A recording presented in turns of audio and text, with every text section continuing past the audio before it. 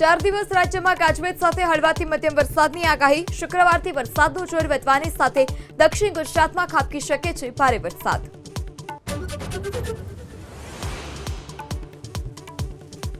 ગીર સોમનાથના તાલાલામાં દેવાયત ખવડની બબાલ। દેવાયત ખવડની કાર અને અન્ય કાર વચ્ચે અકસ્માત। સનાતનનો ધ્રુવરાજસિંહ ઘાયલ।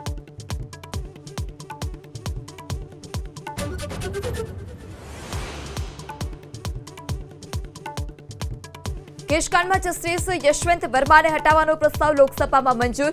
સ્પીકરે 3 સભ્યોની કમિટી કરી જાહેર। વર્માને હટાવવાનો પ્રસ્તાવ મોકલાશે રાષ્ટ્રપતિને।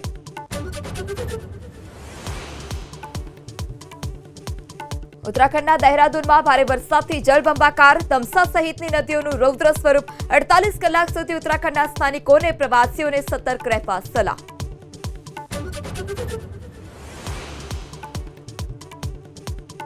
કર્ણાટકના સવાદતીમાં પહાડ પર ભારે વરસાદ બાદ પૂર જેવી સ્થિતિ।